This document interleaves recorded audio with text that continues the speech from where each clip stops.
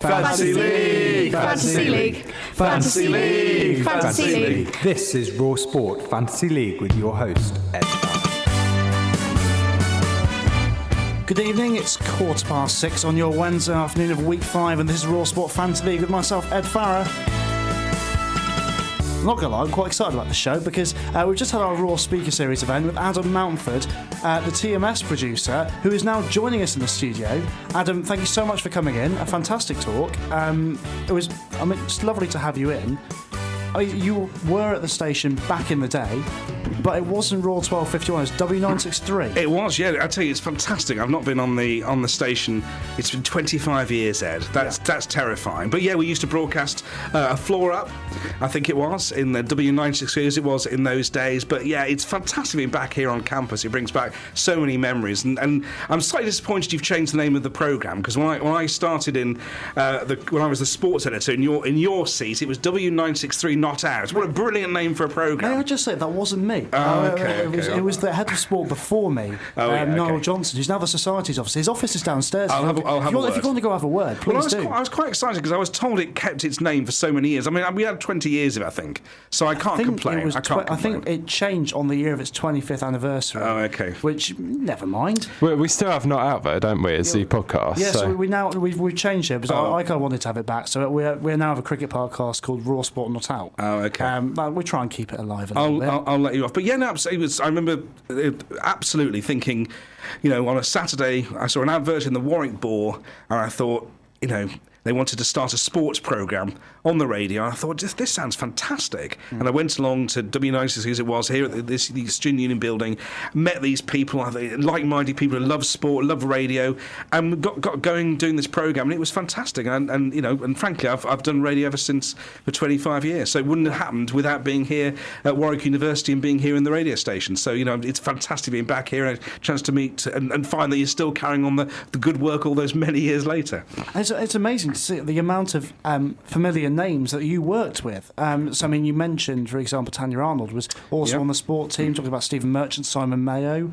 There's a lot of people who came through your generation of Raw. Absolutely, yeah. No, I mean, I think it's great, though, isn't it? The fact that it shows that you can go on to a job in the broadcast industry. As I said, Tanya Arnold was one of the first presenters of W963 Not Out when I started. Now presents Look North and the Super League show on BBC.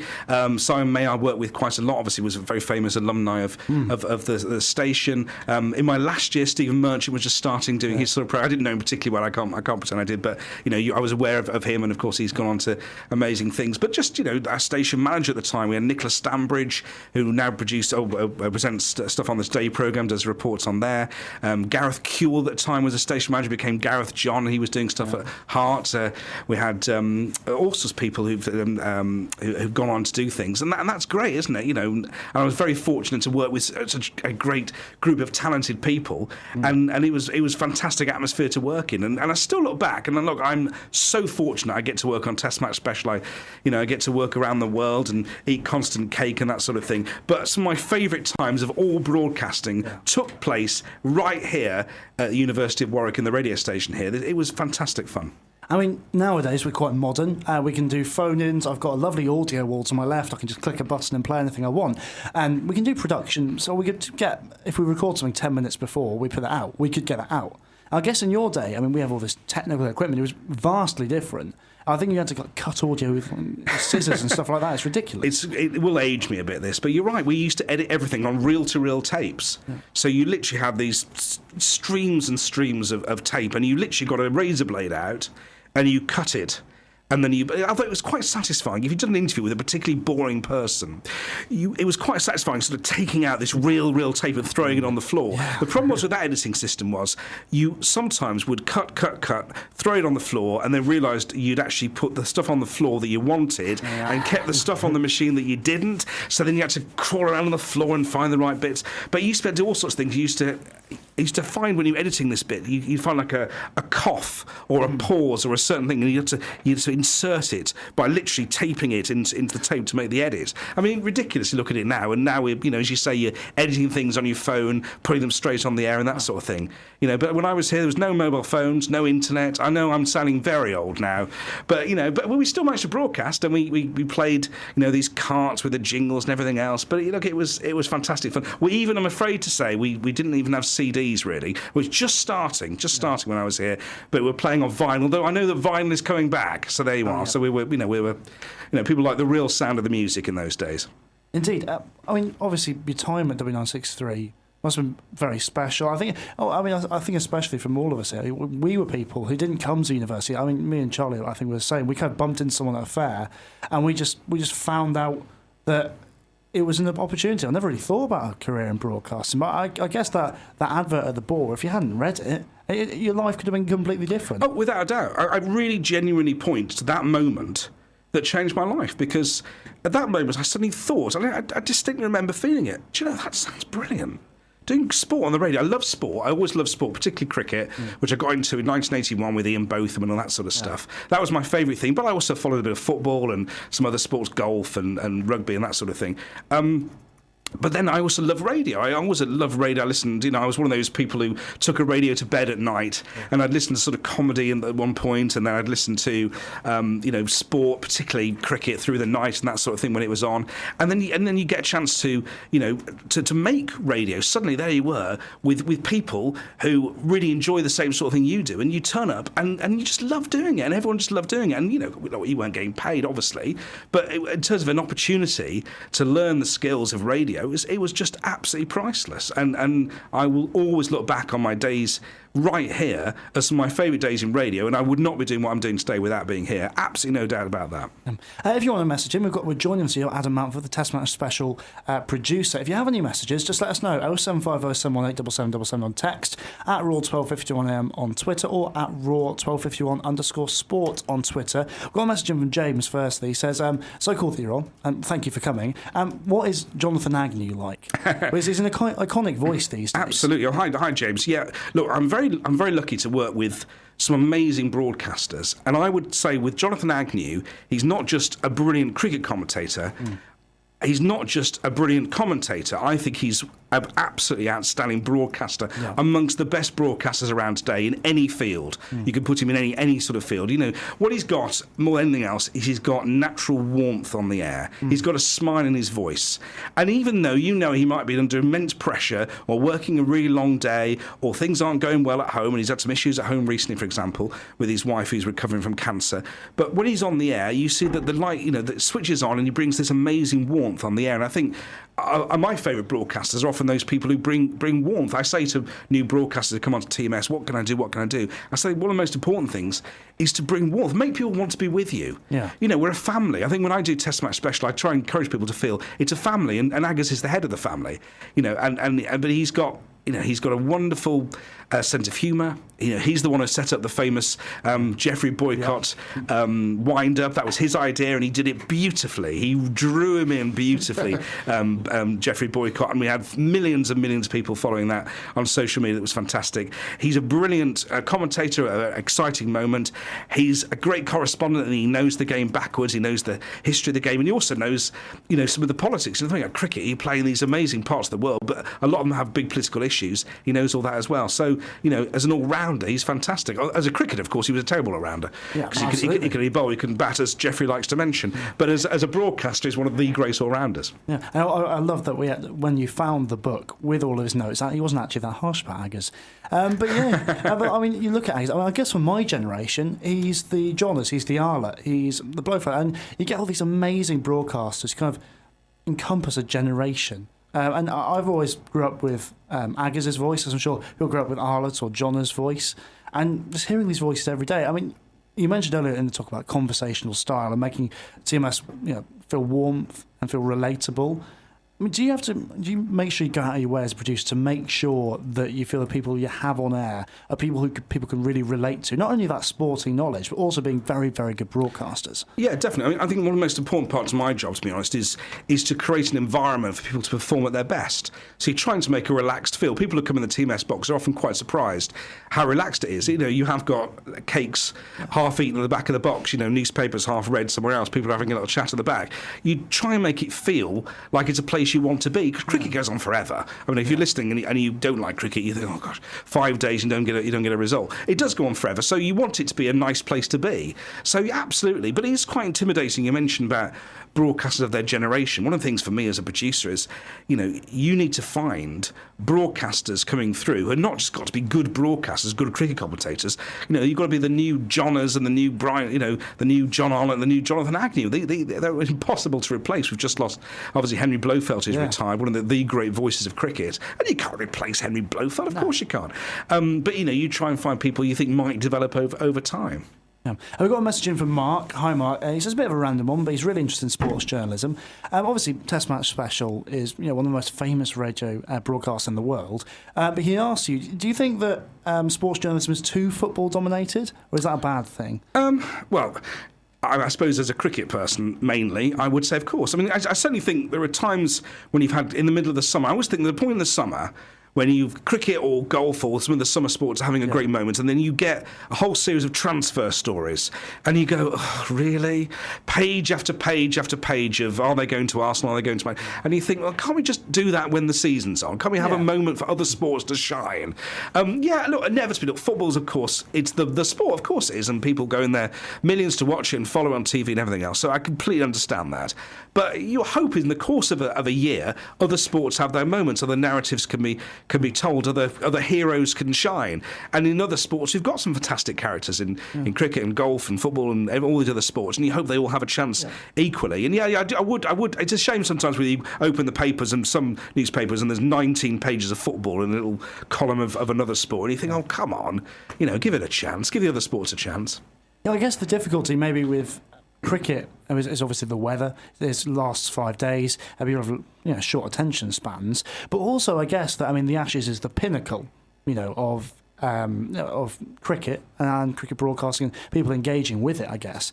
And we haven't really had a great Ashes series. In quite a while, there have been great wins, but since 2005, I don't think a nation has ever been captured. I remember, for example, I started bowling leg spin because Shane Warne took those 40 wickets. It wasn't very good leg spin, but I think a lot of people kind of took that. People wanted to be Freddie Flintoff. They wanted to be Shane Warne. They wanted to bat like Marcus Trescothick. And do you think that cricket's got a problem at the moment? There hasn't actually been an iconic series since. It was obviously an iconic win for England to win Australia, but not a great series almost. Yeah, definitely. I mean, let's be honest, the last Ashes series, I've just come back. I was so fortunate to be out in Australia for the Ashes, but look, it was a stinker, really, wasn't it? There were very few great moments in that series. There were a couple of ones. The day-night test in Adelaide had some quite good moments when the wickets were being taken, and there was an exciting session at the Gabba with the fast bowlers roaring in. But apart from that, you pretty much knew when he turned up how the game was going to go. England were going to have a couple of good moments. Australia were going to score millions. Steve Smith was going to bat forever.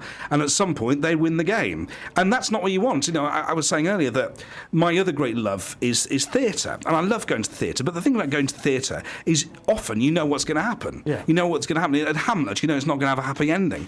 But one of the great joys about cricket and other sports is it doesn't have a script. And therefore, you turn up and anything could happen. It could last 1 day or 5 days. Any team could win. Someone could score a century. The last great Ashes Test match, I would say, was at Trent Bridge in 2009, and that had a moment of unpredictability. So Australia in terrible trouble.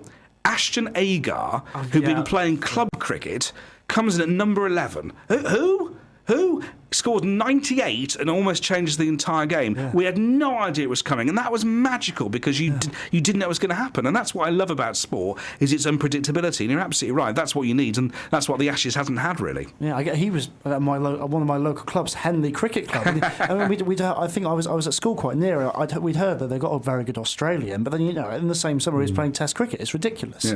Yeah. I had the same down by me. We had Steve Smith at Sevenoaks Vine. Of course, he was. We heard heard that it was like an Australian. This must have been probably nearly 10 years ago now.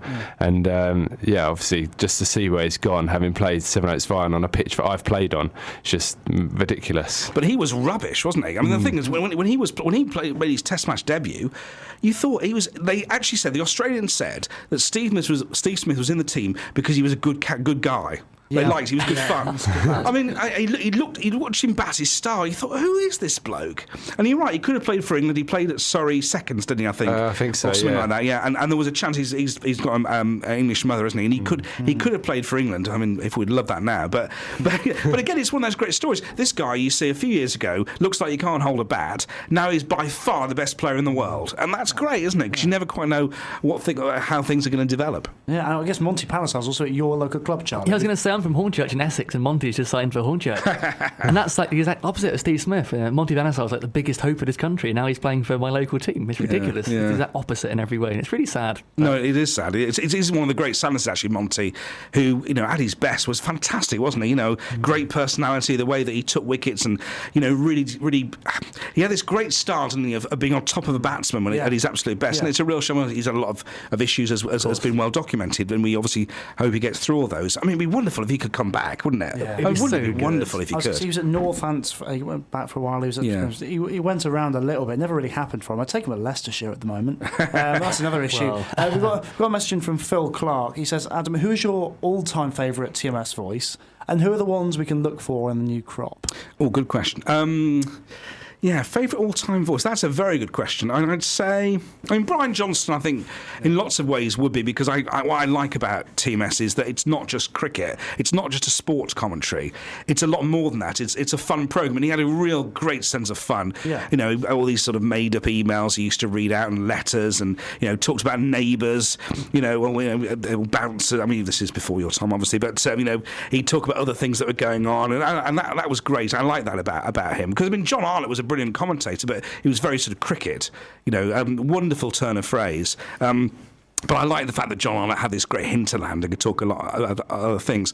In terms of voices of the future coming through, what we've seen recently is a guy called Dan Norcross who's been doing commentary in the Ashes, and I think he's got a lot of talent. He's really good. He's got an amazing background, because he actually started doing commentary off the television for an internet commentary called Test Match Sofa.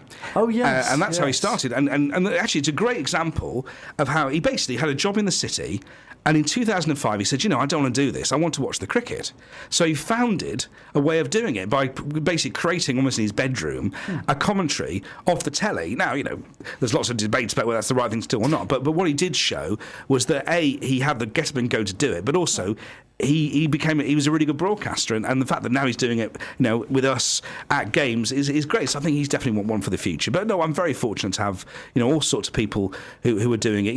And one of my great joys we've got in Isha Guha and Ebby Rainford Brent and Alison Mitchell now. We've got some and others coming through. Some very fine female broadcasters now on Test Match Special, and that's something that hopefully will develop more and more. And talking about inspirational moments, England's women's win at Lord's last year was one of my absolute favourite moments. One of 3 times I cried on the air on TMS last year. The other one is slightly embarrassing when Henry Blofeld left, but I'm not going to talk about that. Because it was just so emotional. And my hope would be that will inspire not just a generation of female cricketers, but potentially a generation of female cricket broadcasters as well, because it'd be great to see more and more people coming through. Absolutely, because when we saw pictures during the summer that Anya Strubsole, when there was the World Cup in England about 20 years ago, and she was a young girl, and then she's playing in it, and she's nominated for Sports Personality, and to see her do so well, it's a fantastic game of cricket as well, given England lost to India early in the tournament. India looked on top, it took something really special to get there. Yeah, it was. I tell you what was great about that day was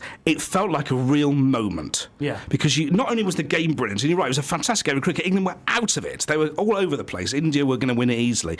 And then Andy Strubsole came on and bowled that brilliant spell. But also, you walk around the ground that day, and there was a different noise. There was a different audience there. Lords can be, a little bit, sniffy, some of the audience crowd sometimes. But actually, what was brilliant that day was you had families, you had young girls, young boys as well. Not just young girls, young boys watching it. Heroes being created there. And from a very personal point of view, my 2 girls were there. I've got 2 young children, and they were there at the game. And there was something amazing. I was in the commentary box, in tears. And I texted my wife, who was with my 2 kids, and I had this worry that they'd gone home early, that they couldn't cope with the sort of stress of it all. I thought, I really hope they're here. And I texted her and I just said, how's the mood? And she just texted back saying, shredded. And I thought that means they must have stayed for the whole game, and they stayed for the lifting of the trophy, and they were so excited. And I hope that's representative of a lot of other people who were there that day.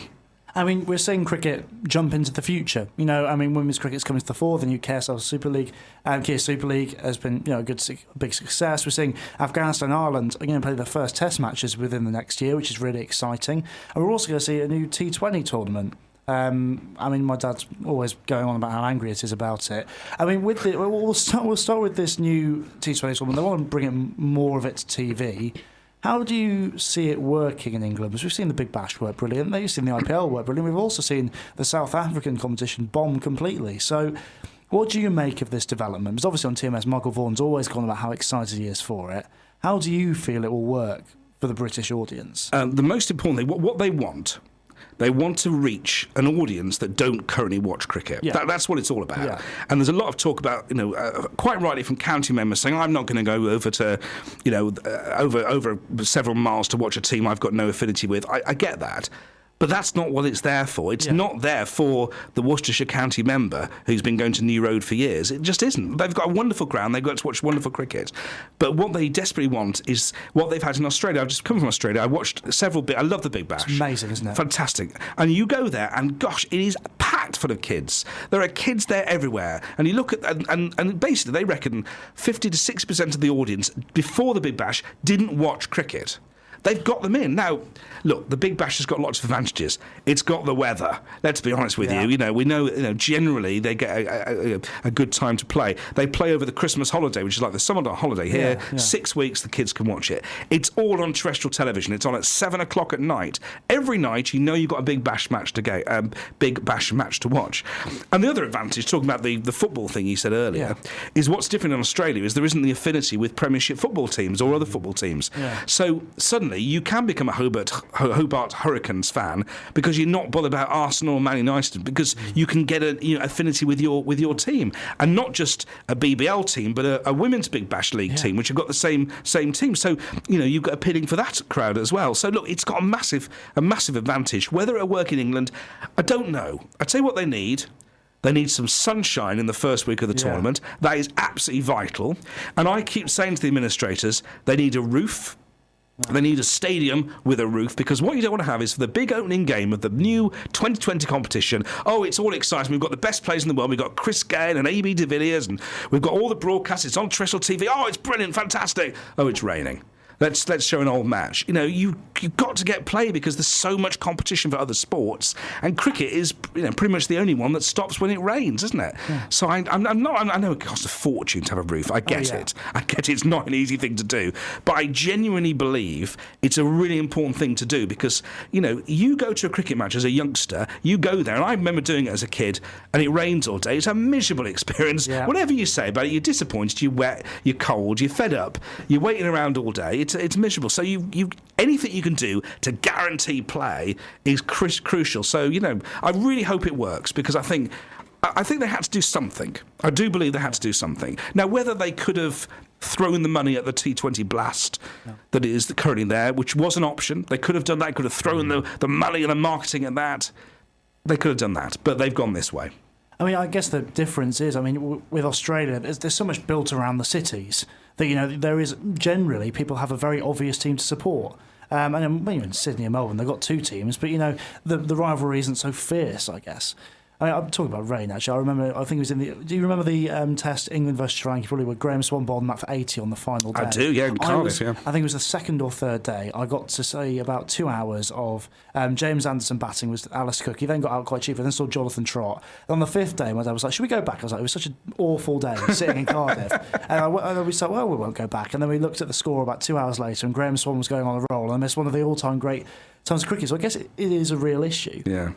If you want to get involved with the conversation, text 07507187777, email us studio@radio.org.ac.uk, or tweet us at Raw1251am. We're very lucky to be joined in the studio by Adam Mountford, the Test Match Special producer. One of the big changes in Test match cricket, especially, is the introduction of Afghanistan and Ireland. Ireland's, the golden generation's ageing slightly, but with Afghanistan, you've got probably one of the world's most exciting, well, the most exciting young player in Rashid Khan. You've got Mohamed Nabi's playing in all these tournaments around the world. You know, they've beaten Zimbabwe. I think they beat Zimbabwe yesterday in a T20. So they're really challenging. What do you make of the development of cricket in Afghanistan? Because again, the political turmoil is huge, and it's brought a country together almost. It's one of the great stories, I think, in modern sport, isn't it? Yeah. You've got a team in Afghanistan, war-torn Afghanistan, now not only competing at the top table, but beating members of the top table. It's a sensational story. And as you say, you've got Rashid Khan now playing he's just signed, hasn't he,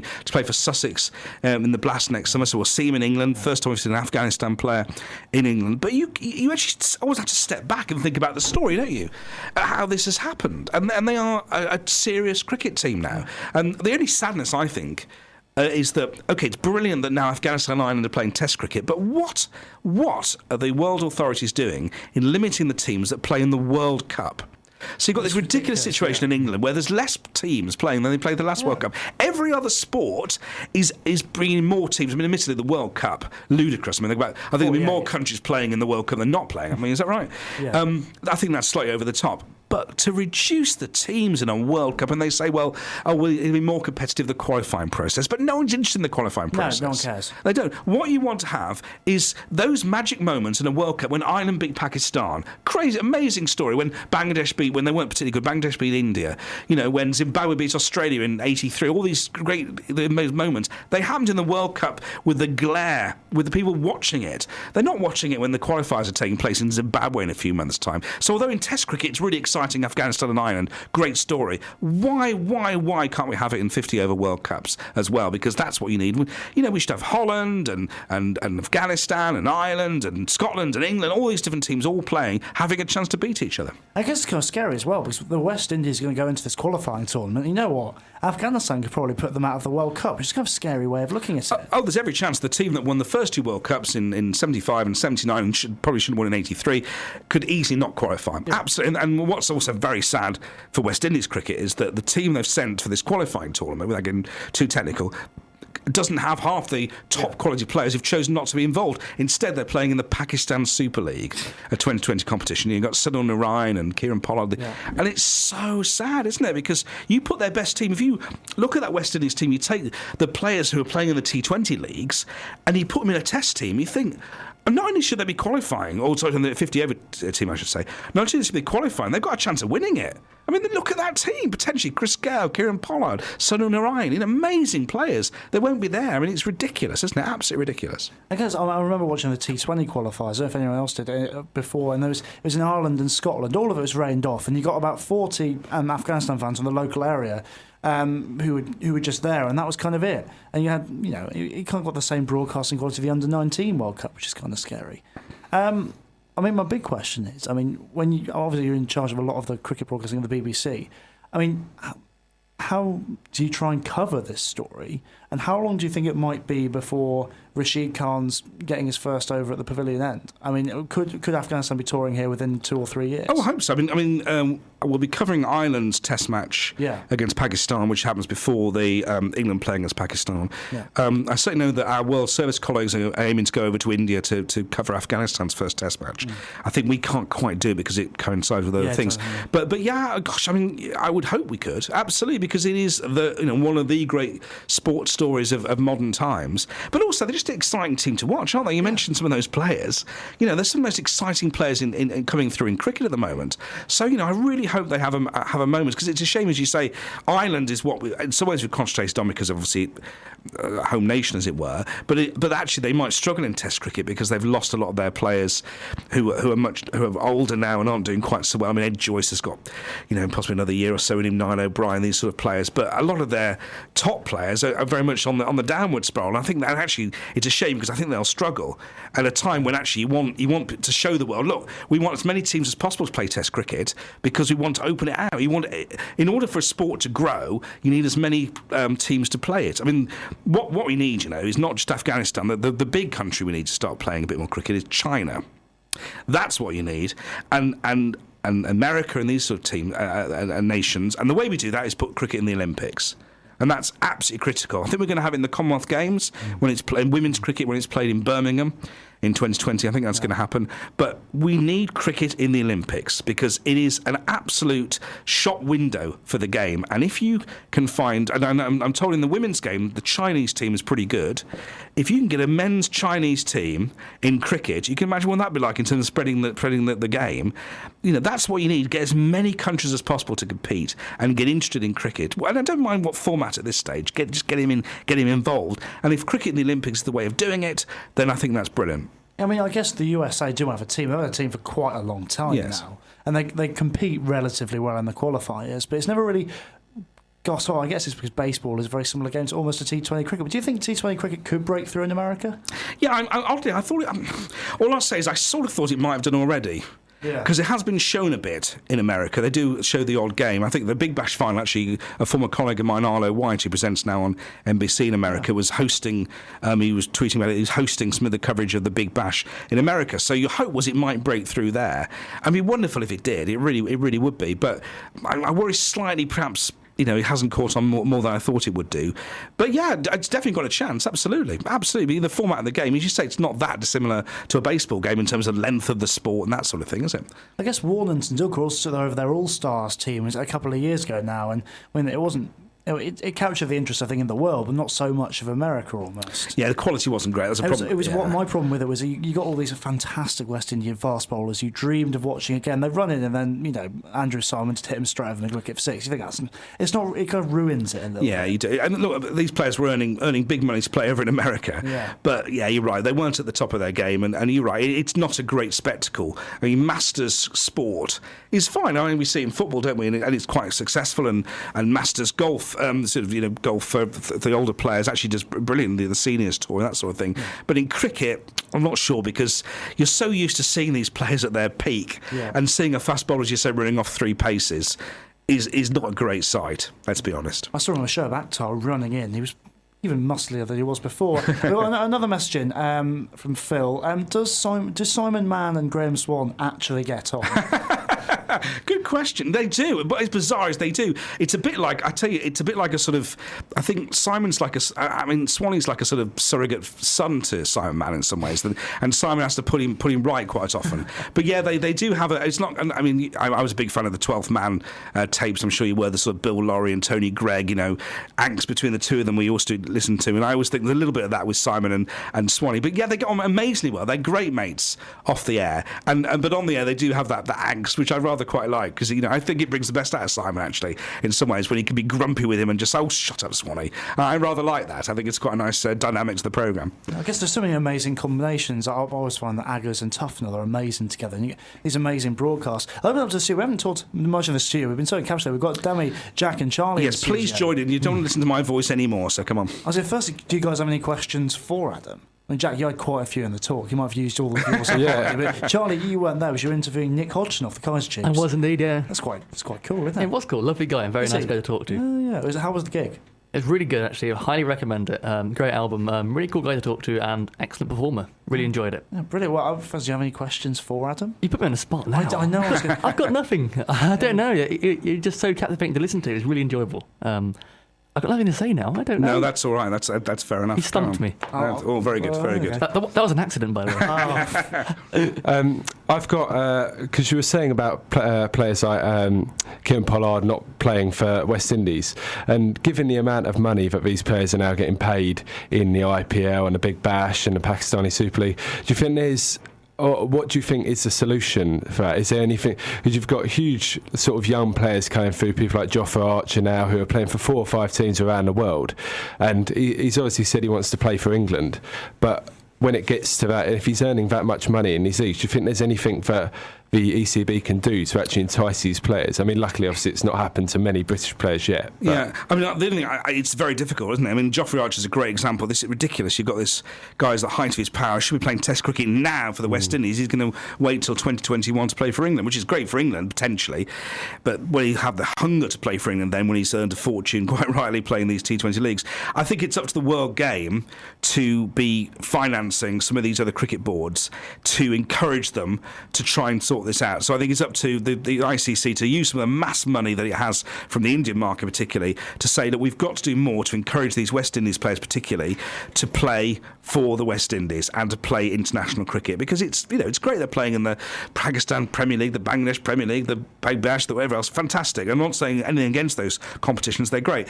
But gosh, wouldn't it be brilliant for Geoffrey Archer to be running in for the West Indies next week? I mean, it'd be fantastic in a team with Chris Gedd and Karen Pollard and Sunderland Orion and that sort of thing. That's what, and that would inspire, you'd hope, a generation of West Indies cricketers to come through. Yeah, absolutely. I guess there's a lot of nations kind of leaking players to England at the moment. You see Chris Jordan as well, could have played for the West Indies. Yep. So towards 7 o'clock, which means it's the end of Raw Sport Fantasy League. And frankly, this hour has flown past.